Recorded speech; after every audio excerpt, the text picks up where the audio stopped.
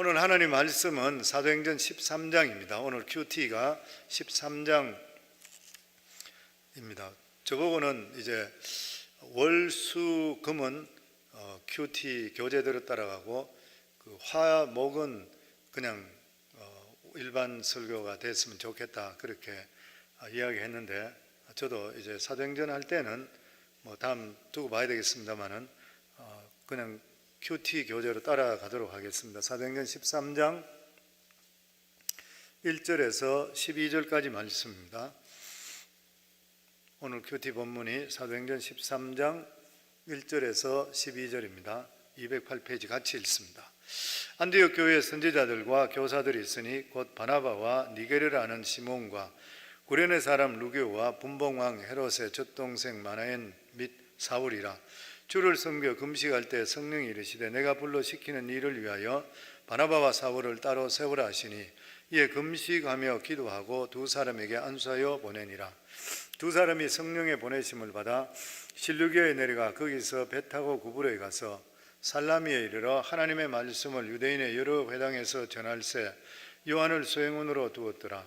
온 섬 가운데로 지나서 바보에 이르러 바예수라는 유대인 거짓 선지자인 마술사를 만나니, 그가 청독 소기오 바울과 함께 있으니 소기오 바울은 뒤에 있는 사람이라.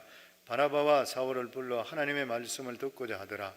이 마술사 엘루마는 그 이름을 번역하며 마술사라. 그들을 대적하여 총독으로 믿지 못하게 힘쓰니, 바울이라고 하는 사울이 성령이 충만하여 그를 주목하고 이르되, 모든 거짓과 악행이 가득한 자요 마귀의 자식이요 모든 의의 원수요 주의 바른 길을 굽게 하기를 그치지 아니하겠느냐. 보라, 이제 주의 손이 내 위에 있으니 내가 맹인이 되어 얼마 동안 해를 보지 못하리라 하니, 즉시 안개와 어둠이 그를 덮여 인도할 사람을 두루 구하는지라. 이에 총독이 그렇게 된 것을 보고 믿으며 주의 가르치심을 놀랍게 여기더라. 아멘.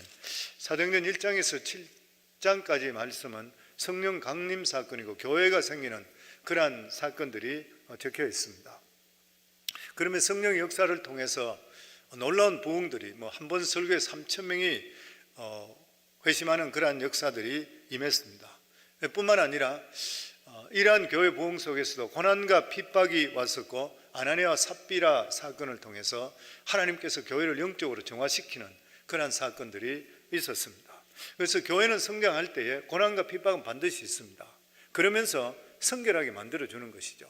그러면서 교회라고 하는 것은 예수님께서 통치하신다, 이것을 교회에 보여주시게 되어 있습니다. 그리고 사도행전 8장에서 12장까지의 말씀은 스데반이 순교하죠.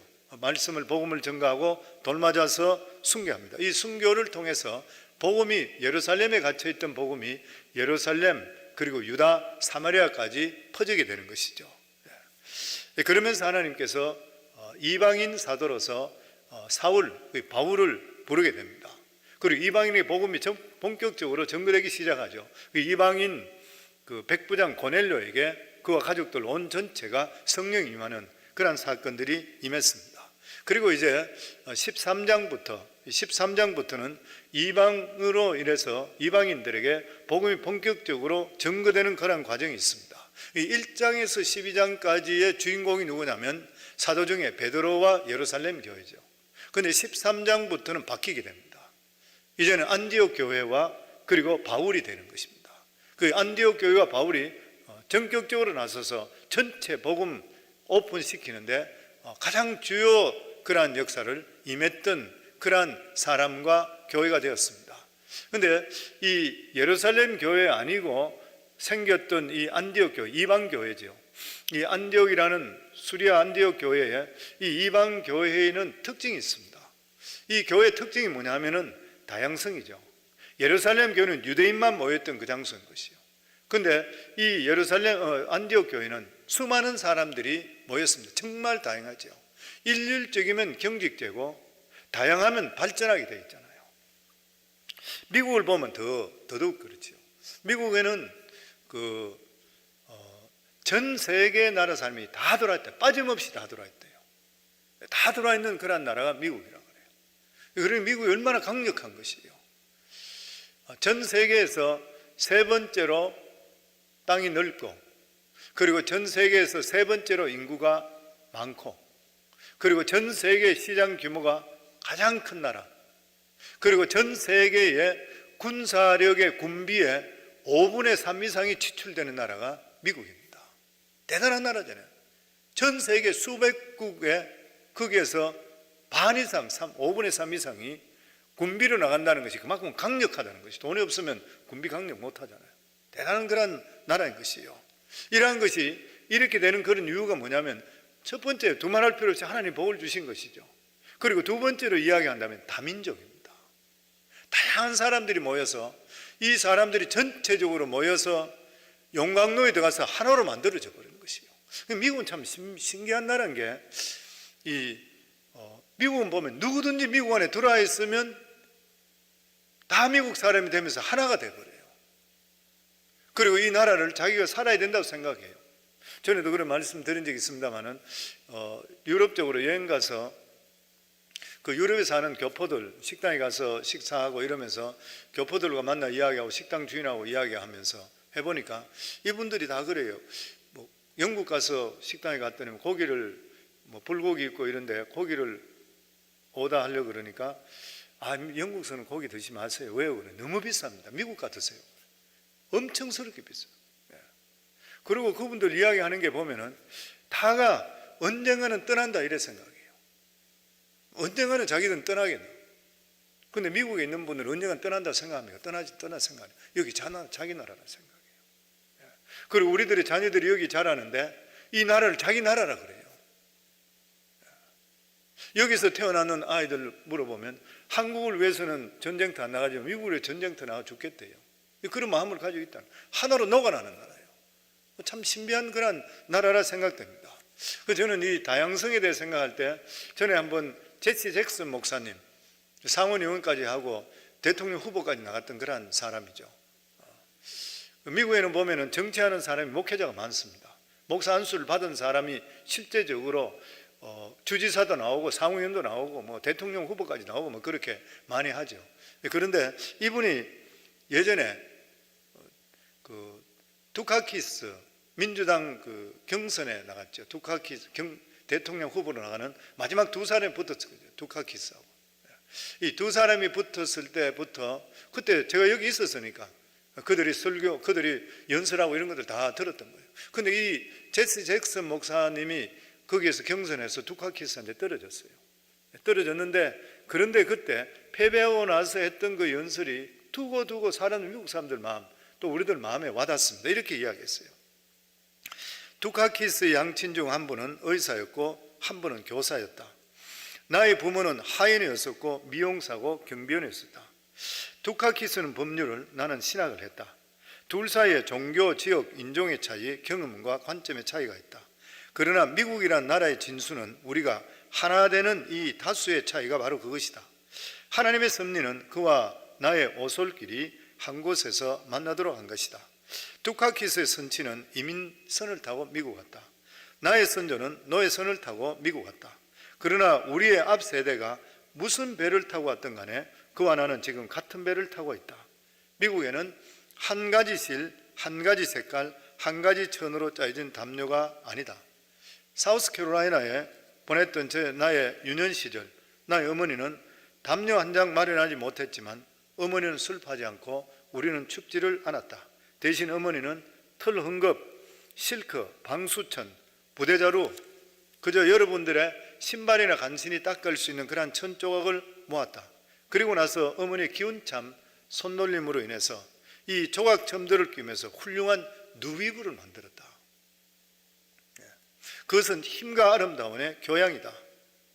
우리들은 바로 이렇게 합쳐서 누비 이불을 건설해야 된다. 이 마지막 자기가 패배하면서 했던 그런 연설이었습니다. 오늘날 미국 힘이 뭐냐면은 누비 이불과 같은 다양성인 것이죠. 다양성이라. 이 다양성이 교회도 그대로 적용되는데 가장 먼저 적용됐던 그런 교회가 안디옥 교회입니다. 우리 1절 말씀에 보면 안디옥 교회에 선지자들과 교사들이 있으니 곧 바나바와 니게르를 하는 시몬과 구레네 사람 루게오와 분봉왕 헤롯의 젖동생 마나엔과 및 사울이라. 여기에 중심되는 선지자와 교사들, 그리고 핵심되는 멤버가 누구냐 하면은 바나바, 그리고 니게르라는 시몬. 이 바나바는 우리가 너무나 잘 알고 있듯이 예루살렘 교회에서 거기서 안디옥 교회를 파송한 사역자잖아요. 그러니까 안디옥 교회에 파송된 담임 목사예요. 근데 이 시몬이라는 사람이 누구냐? 니게르라 그랬어요. 니게르라는 시몬. 니게르란 말 뜻이 흑인이잖아요. 니그로라 말이니까 흑인이란 말입니다. 그러니까 이 시몬은 흑인 출신으로 안디옥에 와 있습니다. 전통적으로 유대인들은 흑인들을 싫어합니다. 왜 그러냐면 저주받은 민족이라 생각해서 그래요. 받아주질 잘 않아요. 그런데 이 사람들을 자기의 리더로 세워줬어요. 이 고정관심을 깨트리는 것이고 인종차별을 뛰어넘는 교회가 바로 안디옥 교회였습니다. 그리고 여기 루기오라 그랬습니다. 루기오는 오늘 이 본문의 성경에 한 번밖에 나오지 않는 그러한 사람입니다. 근데 어디 사람이냐? 아프리카 구레네 사람이에요. 근데 그 당시에 아프리카 구레네 사람이 거기 와 살 수 있는 것은 도망쳤던 노예든지 해방됐던 노예든지 둘 중에 하나였었다는 거예요. 그리고 마나엔이 누구냐면 헤롯의 첫 동생이라 귀족이죠. 우리 헤롯 대왕부터 헤롯 그 아들부터 손주부터 이야기들 많이 들었지 않습니까? 그러니까 이 첫 동생 귀족 출신인 것이요. 뿐만 아니라 헤롯이라 이야기한다면 기독교를 박해했던 사람이에요. 기독교를 박해했던 그런 사람, 예수 믿는 사람을 잡아 죽였던 그러한 사람의 가정의 사람을 세워서 리더로 세워줘요. 믿음이 들어가니까 리더로 세워줘요. 이거는 예수 그리스도의 사랑이 아니고는 불가능한 그러한 일인 것입니다. 그 다음에 소개한 사람이 사울이라. 사울은 누구예요? 예수 믿는 사람 박해했던 그러한 사람. 나중에 헷갈리겠지만 이런 사람인데도 받아주었던 것이요. 안디옥 교회는 온갖 사람이 다 모였습니다. 또 미국은 마찬가지예요. 흑인, 백인, 황인 뭐 할 것 없이 못 사는 사람, 잘 사는 사람, 노예, 귀족, 율법학자 온갖 사람들이 전부 다 모였던 것이에요. 교회가 어떤 교회가 강하냐? 다양한 것을 인정하고 다양하게 있을 때 교회가 강해집니다. 어떤 교회들은 뭐 특성상, 지역 특성상 뭐 어떤 특별한 직업만 있는 사람들이 있을 수 있습니다. 그것은 특성상 그럴 수 있지만 모든 사람이 같이 있는 데는 한 무리가 전체를 이끌면 안 돼요. 공부 많이 있는 사람, 적게 있는 사람, 부자, 가난한 자, 여러 사람, 이런 사람들이 다 섞여 있으면서 믿음 안에서 같이 녹아나는 것. 그래 하나 되는 것이 바로 교회인 것이. 그럴 때 교회는 강력한 힘이 나와요. 사람들은 손가락질 받지 않게 돼요. 자기들끼리만 모이게 되면 손가락질, 바깥 사람은 손가락질 받습니다. 저 교회는 누구누구만 모여서 힘을 쓴다. 절대 좋은 일이 아닌 것이죠. 그런데 이 안디옥 교회를 통해서 안디옥 교회 첫 번째가 다양성이란, 두 번째는 안디옥 교회를 통해 세계 선교의 문이 열리게 됩니다. 2절 말씀에 보면 주를 금식할 때 성령이 이르시되 내가 불러 시키는 일을 위하여 바나바와 바울을 따로 세우라. 주를 섬겨서, 그러니까 이걸 초대교회 보면은 수시로 금식했는 거 봐요. 수시로 금식했습니다. 전 성도들이 주를 섬겨 금식할 때 성령께서 이르시되, 성령께서 말씀하는 것이에요. 성령께 뭐라 말씀하시냐면은 내가 불러 시키는 일을 위하여, 앞으로 할 일을 위하여 바나바와 사울을 따로 세우라. 왜냐하면 이 두 사람을 선교사로 보내기 위해서. 그러니까 선교의 주체는 누구라고요? 교인이 아니라 하나님이십니다. 성령이신 것이죠. 때가 될 때에 성령께 선교사로 바나바와 바울을 따로 지명해 세웠습니다. 따로 세운다는 말의 뜻이 뭐냐면 두 가지 있는데, 하나는 결정이 이미 되었다. 이미 결정된 것이라. 사도 바울은 자기가 서신서를 통해서도 나는 이미 하나님께 택정함을 받았다, 이미 결정받은 사람이라 그렇게 고백했어요. 갈라디아 1장 1절에도 보면 사람에게서 난 것이 또 아니요 사람으로 말미암은 것도 아니요 오직 예수 그리스도와 그를 죽은 자 가운데서 살리신 하나님 아버지로 말미암아 사도된 바울은, 사람 때문에 된 것도 아니고 사람으로 말미암은 것도 아니고 하나님께서 나를 택해 주셨다.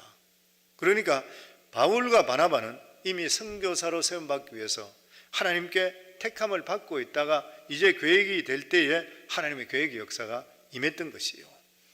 그리고 두 번째는 따로 세운다는 뜻이 헌신이라고 말씀드린 적이 있습니다. 따로 세움 받았다. 따로 세움 받았다.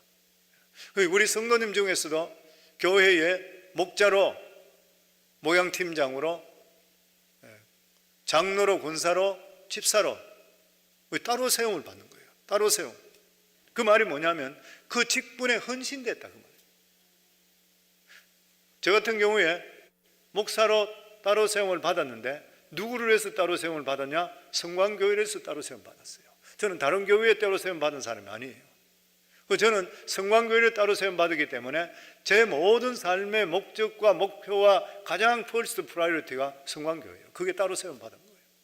그 교회에서 직분을 받는 분들, 우리 교회에서 직분을 받는 분들은 살아가는 모든 삶의 퍼스트 프라이어리티가 교회가 돼야 돼요.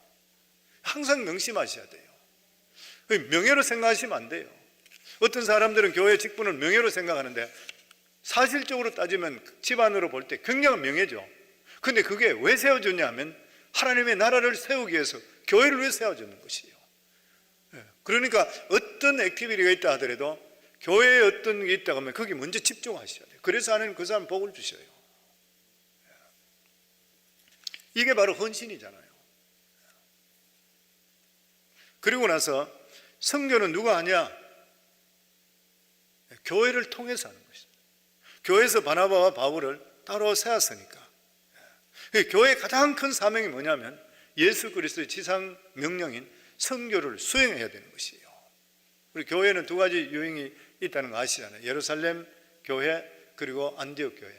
예루살렘 교회는 유대인들만 구성됐던, 예수님의 제자들과 함께 구성됐던 그러한 교회, 양육하는 그러한 교회, 가르침과 떡을 떼는 그러한 교회, 구제하는 교회, 자기 민족에 갇혀있던 그러한 교회죠.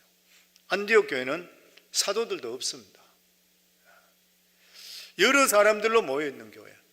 그 특징이 뭐예요? 선교하는 교회, 구제하는 교회, 세계를 향해서 열리는 교회인 것이에요. 열린 교회입니다. 교회는 어떤 교회가 되냐? 안디옥 교회 같은 모습이 돼야 돼요. 만약 예루살렘 교회 같이 자기들끼리만 모여있다 그러면 복음이 전거되지 않잖아요. 그러니까 하나님 깨트려 버리시는 거예요. 항상 교회도 바깥으로 하나님의 말씀이 전거되고 전도하고 그리고 선교하지 않게 되고 자기끼리 우리만 조사원에 가면 꼭 사탄이 틈타 문제가 일어납니다. 하나님 그냥 두지 않습니다. 깨트려 버려요. 자중질환이 일어나 버려요. 교회는 계속적으로 끊임없이 바깥으로 복음을 전거하고 지역사회에 복음을 전거하고 그리고 선교를 통해서 전 세계로 복음을 전거해서 사람들이 거기에 삶의 목적을 맞춰주도록 해주셔야 돼요. 저기 오시는 많은 분들이 보면은 선교에 대한 하트는 있었는데 어떻게 될지 모르고 있던 분들이 저희 교회에 와서 그리고 나서 단기 선교도 가고 선교사들과 연결하고 이러면서 자기의 물질을 쓰고 꿈을 꾸고 꿈을 같이 하는 분이 얼마나 많은지 모릅니다. 또 어떤 분들은 보면 기도하는데 어디로 갈까요? 그러니까 성광교회 가라 이래서 교회 오신 분들이 많이 계세요. 그냥 우리 교회 이름이 들어보지도 못했는데 그래서 인터넷 쳐보고 나서 찾아온 분도 계세요. 왜냐하면 그런 마음을 가지고 계신 분들을 하나님께서 불러주셨는 것이에요. 왜 그런 것입니까? 선교는 하나님의 꿈인 것이죠. 그리고 선교는 하나님의 관심인 것이고 그리고 목적이, 왜냐하면 예수님이 선교사로 첫 번째로 오시기 때문에 그래요. 그래서 예수님의 명령을 받은 교회가 선교하지 않게 되면 하나님께 인정받는 교회가 절대로 될 수가 없습니다. 그래서 선교는 해도 되고 안 해도 되고 이런 것이 아닌 것이죠. 그래서 우리 교회의 비전 첫 번째가 평신도가 사역자, 교회라고는 자체가 평신도가 원래 없잖아요. 1세기부터 그 말이 만들어져서 사람들이 많이 모이게 되니까 만들어져서 그렇게 됐는데 성경 전체로 볼 때 평신도는 말은 없습니다. 성도가 무슨 평범한 사람이 있고 특별한 사람이 있어요. 성도는 성도인 것이죠. 직책이 틀릴 뿐이에요. 목사가 있고 장로가 있고 권사가 있고 안수집사가 있고 이것은 교회를 유지하기 위해서 가르치고 이끌어 나가기 위해 세워졌는 것이에요. 그렇지, 모두 다 성도잖아요. 그리고 나서 우리 모두 다가 예수님께서 너희들은 가서 제자 삼아, 그 다 제자 삼아야 되는 거예요. 그 교회라고 하는 것은 성도고 제자인 것이에요. 신약적으로 들어오게 될 때는 제자란 말보다 온전한 자라 말이 나와요. 온전하게 만들어라. 그 예수 그리스도 본받는 자 만들어라. 작은 예수 만들어라. 그 말씀인 것이거든요. 우리 교회 첫 번째가 평신도가 사역자가 되는 교회. 왜냐하면 사람들이 볼 때에 사역자는 전문화되는 것이고 평신도는 그냥 교회만 왔다가 가면 된다 이렇게 생각하거든. 그게 아니거든요. 보면 모든 사람이 지체라 그랬어요. 다 움직여야 되는 거예요. 다 사역자가 돼야 되는 것이에요. 그게 첫 번째 우리 교회. 두 번째 뭐냐면 선교하는 교회예요. 왜냐하면 사역자 돼서 뭐 할 것인가? 평신도 사역자 뭐 할 것인가? 복음 전해야 되잖아요. 그 선교하는 교회인 것이에요. 그래서 저희가 두 번째가 선교하는 교회가 됐습니다. 이게 하나님의 꿈인 것이에요. 그 교회 안에서 복음은 전할 생각하지 않고 우리끼리만 조싸우니 그러면 하나님 저는 기뻐하겠어요? 절대 기뻐할 수가 없습니다. 어떤 교회는 하나님이 주시는 교회 성도들이 물질을 교회에 들렁텅 그걸 가지고 모임 있을 때마다 먹고 마시고 막 그런다 그러대요. 우리 교회에 있던 성도들 딴 교회 가는 분들 뭐 이야기했던 거 저도 지금도 기억나요. 보면 뭐 큐티 하는데 식당 가서 뭐 오늘 이 식당 저 식당 가서 먹고 그 교회 돈 타는데 큐티 하면 돈 타가 간대. 찬양팀들 모이는 것 같으면 교회 돈 타가지고 한국 같은 데는 식당들마다 어떤 집에 너무 많이 가서 어느 집에 가야 되지 뭐 이렇게 한대요. 그 돈 가지고. 그런데 우리 교회에서 훈련받고 있는 사람이 가니까 자기는 도저히 못 그러겠더래. 하나님께 드리는 물질인데 이게 왜 우리가 먹고 마셔야 되냐? 하나님 뜻 가운데 사람 살리는 써야 되잖냐? 도저히 자기 불편해서 안 돼. 그래서 그렇게 이야기하니까 아이 뭐 그냥 이거 하는데 따라 하시라고 그렇게 이야기를 했다 그래요. 교회가 뭔 것이요? 하나님의 뜻과 꿈을 이루어야 되는 것이 교회잖아요. 예수님께서 이 지상에 남기고 간 사역을 완수해야 될 것이 바로 교회인 것이잖아요. 우리가 가르치고 전하고 치료시키고 이런 끊임없이 주님 하시는 일, 딴 것까지 이르러 제자 삼아야 돼요. 내가 예수 믿었다 그러면 주위 사람한테 복음을 전가해야 되고 그 사람을 잘할 수 있도록 내가 그 사람을 키워줄 수가 있어야 되잖아요. 이게 교회인 것이에요. 보면. 그런데 이 교회가 안디옥 교회가 이 일을 하기 위해서 했던 첫 번째 일이 뭐예요? 금식했던 것이죠. 금식했던. 3절은 이에 금식하며 기도하고 두 사람에게 안수하여 보내니라. 그리고 우리 교회가 초창기 때 보면은 진짜 안디옥 교회 같은 그런 모습이었던 것 같아요. 금식 정말 많이 했어요. 나중에 오신 분은 금식 별로 안 하셨죠. 우리 교회 오래되신 분들은 금식하다 순교하겠다 하는 분들이 많았습니다. 정말 금식 많이 해요. 1년에 아마 금식을 특세를 4번씩 했으니까 뭐 1년에 금식을 얼마나 많이 했겠어요. 특세할 때마다 금식하게 되니까. 그리고 어려운 일만 생기면 금식. 어려운 일이 없더라도 교회에 소풍 가더라도 날씨 좋게 해달라고 그냥 일주일 금식. 근데 진짜 한 번도 문제 생긴 적 없어요. 선교지 계속 단기 선교 나가죠. 금식. 안에 있는 분들 계속 금식. 계속적으로. 저는 수요일마다 금식했잖아요. 수요일마다 계속적으로 홀데이 금식하고 단기선, 제가 그 생각나네. 캄보디아 단기선교 갔는데 제가 단기선교 팀으로 같이 갔던 거예요. 갔는데 수요일이 되는 금식이었는 거예요. 그런데 가기 전에 저희 아내가 사모가 자기가 여기서 대신 금식할 테니까 나보고 금식하지 말아라고. 왜냐하면 그 갔는 팀들 중에서 같이 가서 한 사람이 목회자가 금식하고 있으면 딴 분들 마음이 어떻겠냐고. 사실 그렇잖아요. 덕이 안 되는 거예요. 뭐 어쨌든 그러니까 이거 할 테니까 당신은 그냥 식사 같이 하라고. 저도 그렇게 생각했어요. 그러면서 그 전날 밤에 자면서 하나님, 내일은 원래 금식 제가 하루를 제껴놓고 금식하는 날인데 저희 아내가 금식을 한다 그러니까 제가 여기서는 금식하지 않고 같이 왔는 팀원들과 식사하겠습니다. 그런데 하나님, 아닌 것 같으면 아닌 모습을 저에게 보여주세요. 금식해야 되는 것 같으면 해야 되는 모습을 보여주시면 제가 금식하겠습니다. 그렇지 않고는 내일 그냥 여기 식사하겠습니다. 근데 그날 밤에 자는데 꿈에 제가 음식을 먹는 거예요. 음식을 딱 들어가는 순간에 머리부터 발끝까지 온몸에 두드러기 확 올라오는 거예요.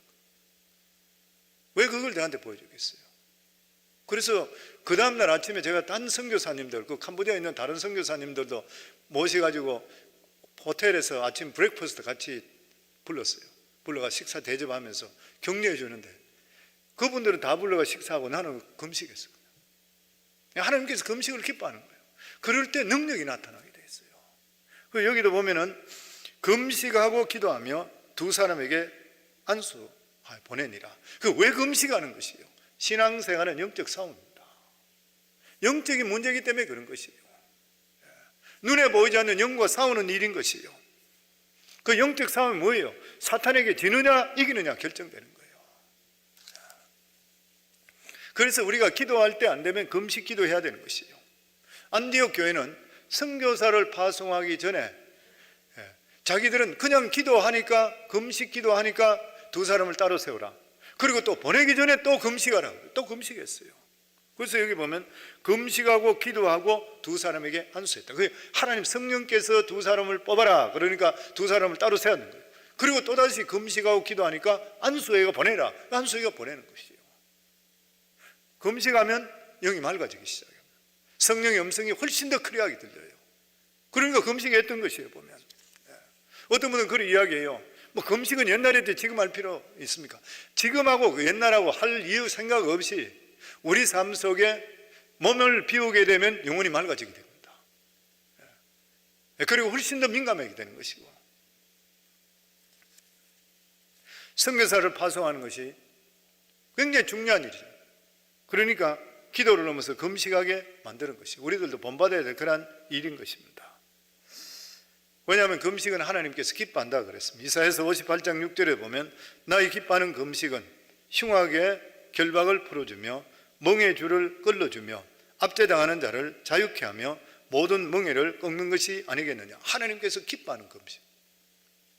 하나님 기뻐한다. 왜냐하면 사람이 결박되어 있는 것, 죄악 가운데 악한 것에 결박되어 있는 것을 풀어주는 역할을 하기 때문에 하나님 기뻐하신다. 그러면 4절 말씀에 보면 두 사람이 성령의 보내심을 받아 실루기아에 내려가 거기서 배 타고 구브로에 가서, 두 사람이 성령의 보내심을 받아, 선교사는 어떻게 가야 되냐? 성령의 보내심을 받아야 된다. 선교란 무엇이냐? 성령의 음성을 듣고 성령의 보내심을 따라 움직여야 된다. 내가 가니까 좋다 이게 아니라 성령의 이끄심을 반드시 받아야 된다. 선교사들이 조급해서 성령의 음성을 듣지 않고 행동하다 보면 낭패를 당하게 되어 있습니다. 목회도 마찬가지인 것이고 우리 삶이 마찬가지인 것이죠. 그런데 성령님께서 그들에게 가라 했는 장소가 어디냐면 구브로입니다. 구브로. 여기가 어디냐? 선교사들에게 익숙한 장소였습니다. 이 구브로는 바로 이 바나바의 고향인 것이에요. 사도행전 4장 36절에 보면 구브로에서 난 레위족 사람이 있으니 이름은 요셉이라 사도들이 일컬어 바나바라 하니, 함께 간 마가 요한이죠. 마가는 바나바의 생질이라 조카라. 같은 지역 사람, 같은 곳. 그러니까 익숙한 데 보내요. 우리 예전에 배찬식 선교사 일본 보냈는 거 똑같잖아요. 일본서 10년 동안 무사시노 음악 대학원에서 공부하고 미국 왔는데 선교사로 자기 가겠는데 목사님 어디를 갈까요? 어디를 가기를 원하느냐 그러니까 잘 모르겠는데 베트남이나 이렇게 갈까 생각 중입니다. 그렇게 이야기하길래 제가 기도하고 나서 베트남 가지 말고 일본 가라. 왜 일본말 잘하지 않냐? 지금 베트남 가가 말을 해서 언제 복음 전하는 거 시간이 얼마나 걸리겠냐? 익숙한 장소로 가라. 그 일본으로 갔잖아요. 그러니까 익숙한데 아는 장소. 그리고 선교사는 누가 가는 게 제일 좋냐? 오늘 이 성경 말씀을 보면서 이야기하는 거예요. 누가 가는 게 제일 좋냐? 교인 중에 가는 게 최고입니다. 왜냐하면 안디옥 교회에서 다른 사람을 훈련시켜 보낸 것이 아니라 자기의 공동 담임 목회자를 보내버렸거든요. 그 교인들이 가는 게 최선인 것이라. 그래야지 성도들이 그 사람을 보고 기도해 줄 수 있잖아요. 저희 교회 사역자들은 대부분이 다가 정말 한 80%는 선교사로 다 나간 것 같아요. 다 나가고. 어제 저녁에도 인도네시아 나가 있는 자나다난 선교사, 우리 교회 EM 패스트로 있었죠. 선교사로 갔다. 근데 사모가 이 동맥이 막히고 이런 것 때문에 수술을 했는데 제 2차 수술한다고 기도 제목 다시 돌아서 기도해달라고 그래 부탁했어요. 그러니까 우리 교회에 있던 사람들이 나가게 되면 훨씬 더 가까워지잖아요. 그래서 우리 교회에 있는 교인들이 가는 것이 가장 좋다. 그런데 바나바 바울이 선교지에 갔을 때 가장 먼저 부딪힌 것이 토속 종교입니다. 6절에 7절에 보면 온 섬 가운데로 지나서 바보에 이르러 바예수라는 유대인 거짓 선지자인 마술사를 만나니 그가 총독 수기오 바울과 함께 있으니 수기오 바울은 지혜 있는 사람이라 바나바와 사울을 불러 하나님 말씀을 듣고자 하니 선교지에서 뭐를 만났어요? 무당을 만나게 돼요. 토속 종교. 그곳에 바예수라는 거짓 선지자가 있었습니다. 이 무당이 바나바와 바울을 대적합니다. 8절에 보면 이 마술사 엘루마는 그 이름을 번역하면 마술사라. 그들을 대적하여 총독으로 믿지 못하게 힘쓰니 서기오 바울이라는 총독을 전도하려고 그러니까 귀신들을 들고 일어나는 것이요.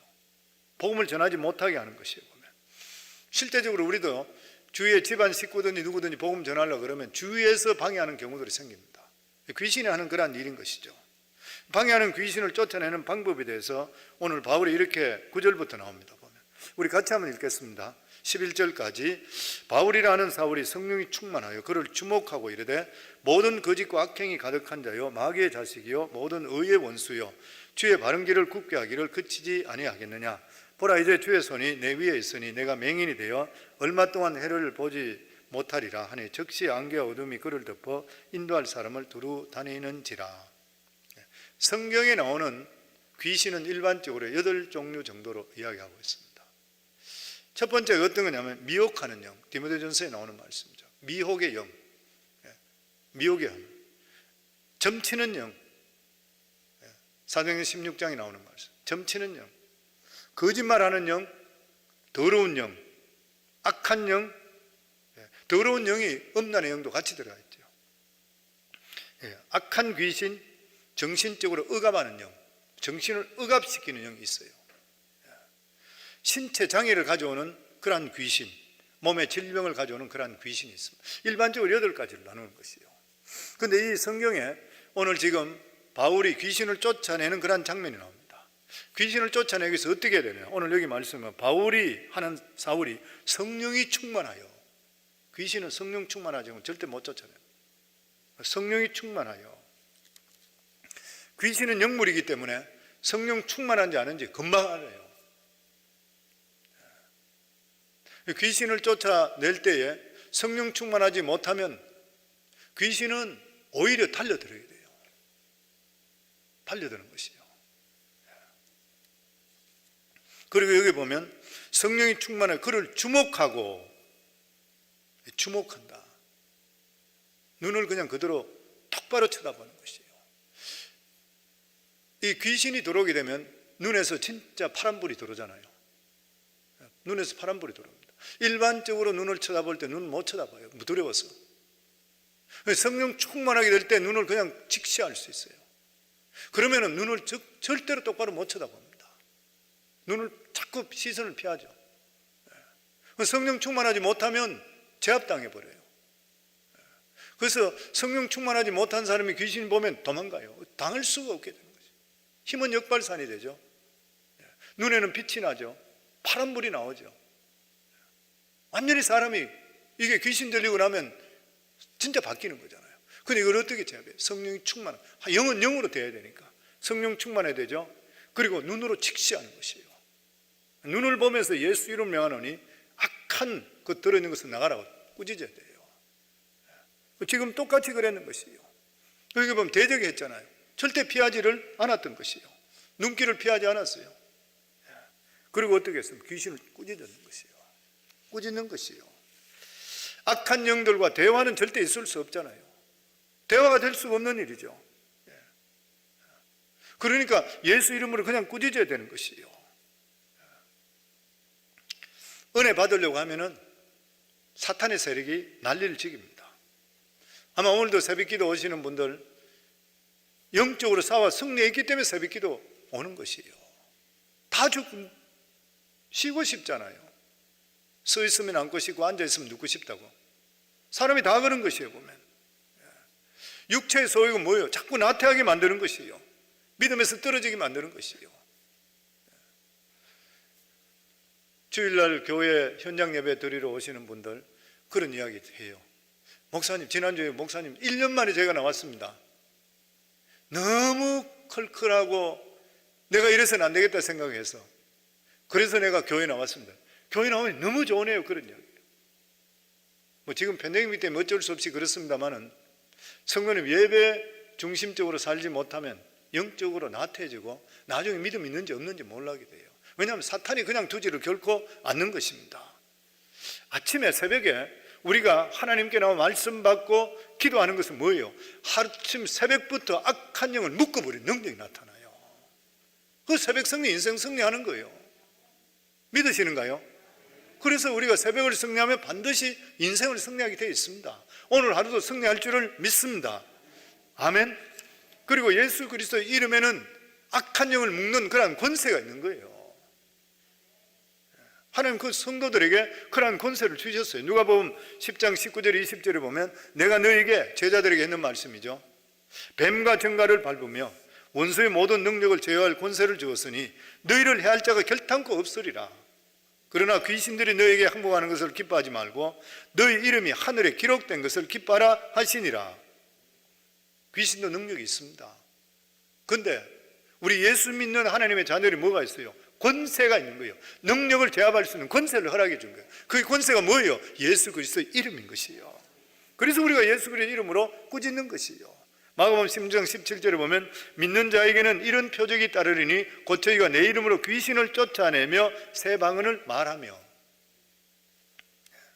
그래서 나사렛 예수 이름으로 행하노니 귀신은 물러갈지어다. 더러운 귀신아 물러갈지어다. 거짓 영은 떠나갈지어다. 음란한 영은 떠나갈지어다. 병을 갖다 주는 귀신은 물러갈지어다. 명하셔야 되는 거예요. 우리에게 어려움을 갖다 주는 원수 마귀 세력은 떠나갈지어다. 나의 마음을 번민케 하는, 혼잡게 하는, 이 혼동케 하는 이러한 악한 것은 떠나갈지어다. 명령하셔야 되는 거예요. 이런 권세를 우리에게 주셨는 것이에요. 나사렛 예수 이름을 명하노니 나에게 게으름을 갖다 주는 이 게으름을 갖다 주는 악한 것은 나에게서 떠나갈지어다. 계속적으로 명령해요. 내 마음속에 욕심과 시기를 갖다 주는 이러한 모든 악한 영은 나에게 떠나갈지어다. 매일매일 살아가면서. 왜냐하면 예수 그리스도 이름에는 능력과 권세가 있기 때문인 것이에요. 이걸 주님께서 우리에게 허락해 주셨어요. 그런데 우리가 성령 충만할 때는 강력한 역사가 임해요. 성령 충만하지 못하면 서먹지도 못해요. 그래서 오늘 여기도 보면 이 바울이라는 사울이 성령이 충만하여 그를 주목하고, 성도님 우리 모두 다가 오늘도 성령 충만하고 그리고 악한 영들을 주목할 수 있는 이러한 능력을 가지고 승리할 수 있는 귀한 하루가 되기를 주 이름으로 축원합니다.